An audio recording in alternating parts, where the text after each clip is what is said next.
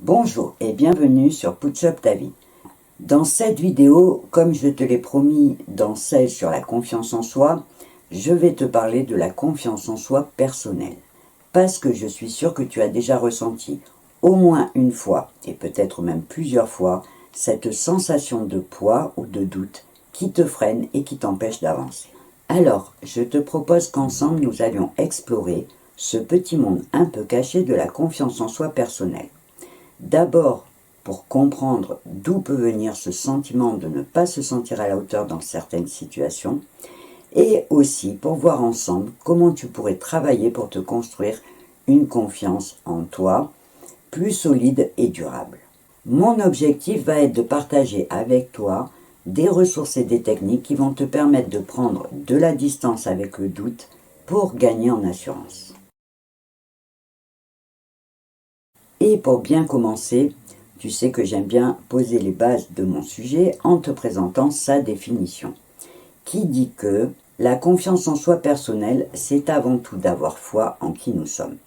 C'est-à-dire de croire en nos capacités, nos atouts, nos qualités et notre pouvoir d'agir.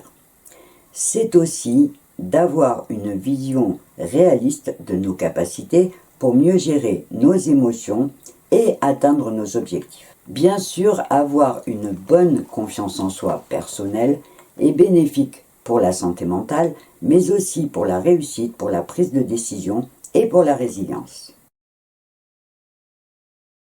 Avant de voir ensemble comment la développer, on va d'abord s'intéresser aux douleurs que son manque peut provoquer chez nous. Parce que le manque de confiance peut se manifester par l'anxiété, par la peur de l'échec et même par le syndrome de l'imposteur. Ces douleurs sont souvent le résultat d'expériences négatives, de critiques et de comparaisons incessantes avec les autres.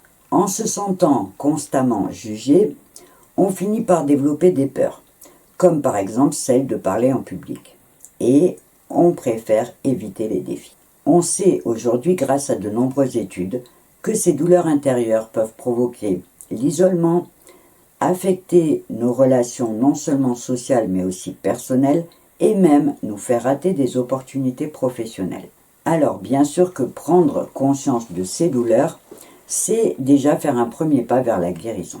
Et si jamais tu en souffres dans ton quotidien, je peux t'annoncer 3 bonnes nouvelles. La première, c'est de savoir que tu n'es pas seul à avoir ce problème. Beaucoup de personnes l'ont en commun avec toi. Je sais que cette nouvelle ne changera rien à ton problème, mais ça fait toujours du bien de savoir qu'on n'est pas seul. La deuxième bonne nouvelle, c'est que je vais partager avec toi un petit plan qui va te permettre de développer une meilleure confiance en toi. Et la troisième bonne nouvelle, pour dédramatiser la situation au cas où, c'est que la confiance en soi est effectivement un bel atout, mais qu'on peut aussi, malgré tout, vivre sans. Tu te doutes bien que si j'ai pris le temps de te préparer cette vidéo, c'est pas pour te dire que si tu manques de confiance en toi, tu peux faire sans. Si je te le dis, c'est vraiment juste pour dépassionner la chose.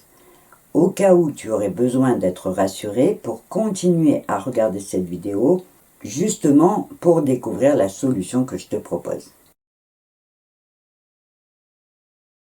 Par contre, avant d'arriver à la solution, il est important de prendre le temps de bien comprendre les racines du problème. Pourquoi certaines personnes ont l'air si confiantes alors que d'autres non? On sait que beaucoup de facteurs influencent notre confiance en nous, notamment notre éducation, nos interactions sociales et nos expériences de vie. Si on veut vraiment aller jusqu'à la compréhension profonde du problème, il va falloir s'intéresser à plusieurs théories, comme celle de l'attachement, où la sécurité émotionnelle de l'enfant est liée à la confiance d'un adulte, ou comme celle des influences des parents et de l'éducation, ou enfin aux impacts de nos premiers échecs ou succès. Alors bien sûr que de pouvoir identifier les racines de ton propre manque vont te permettre de comprendre que les croyances que tu as sur toi aujourd'hui ne sont pas une fatalité et qu'elles résultent bien d'un contexte. L'essentiel étant de comprendre que la confiance en soi ne se développe pas dans le vide et qu'elle peut être ébranlée ou renforcée par nos premières expériences familiales et sociales.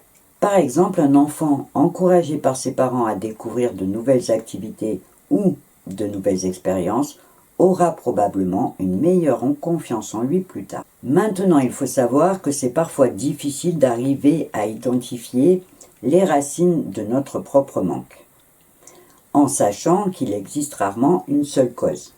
Donc, plutôt que de faire un blocage sur la recherche des origines, je te conseille plutôt de choisir d'utiliser ton énergie pour avancer. Et pour ça, je vais partager avec toi un petit plan d'attaque simple, plutôt complet, pour te permettre de développer ta confiance en toi de façon durable. L'idée, c'est juste de te proposer de prendre l'habitude de transformer les défis que tu rencontres en opportunités pour te développer en suivant des étapes clés. La première étape, c'est l'auto-acceptation. Et oui, il va falloir que tu apprennes à t'accepter tel que tu es, avec tes forces et tes faiblesses, et ça sera le socle de ton développement personnel. Cette étape est fondamentale, parce qu'accepter qui tu es, avec tes qualités et tes imperfections, est le fondement d'une confiance authentique. Ce qui signifie arrêter de te battre avec toi-même et reconnaître tes qualités sans fausse modestie. Et si jamais le mot complexe est en train d'essayer de te déconcentrer en ce moment même, rassure-toi, on va s'occuper de lui dans une prochaine vidéo. Pour l'instant, je te donne le plan et on reviendra petit à petit et au fur et à mesure sur tous les petits problèmes qui pourraient t'empêcher d'avancer. Donc, je continue. La deuxième étape, ça va être de choisir des objectifs progressifs. C'est-à-dire de choisir les premiers petits mais significatifs pour toi pour créer une petite série de succès qui vont te permettre de renforcer ton autosatisfaction.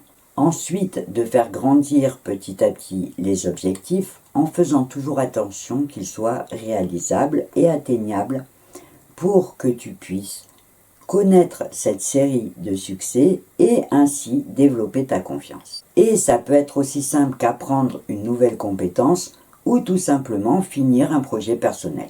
La troisième étape, ça va être, sans surprise, de cultiver un dialogue positif. Alors je sais que tu vas me dire, elle m'en parle dans chaque vidéo. Et c'est pas faux. Mais parce que comme je te l'ai dit, ça marche pour tout. Donc il te faudra remplacer tes pensées négatives par des positives. Il te faudra aussi surveiller ta façon de te parler. La manière dont tu te parles a aussi un gros impact sur ton assurance et sur ta confiance. Tu devras par exemple prendre l'habitude de remplacer « je ne peux pas » par « je vais apprendre à le faire ». Et tu verras que ce changement de langage va transformer ton état d'esprit. La quatrième étape, c'est de prendre l'habitude d'aller chercher de l'aide et du soutien à chaque fois que tu en auras besoin. Ne pas hésiter à faire appel à des professionnels, à des groupes de parole ou même à des amis à chaque fois que tu auras besoin d'être soutenu pour éviter le découragement.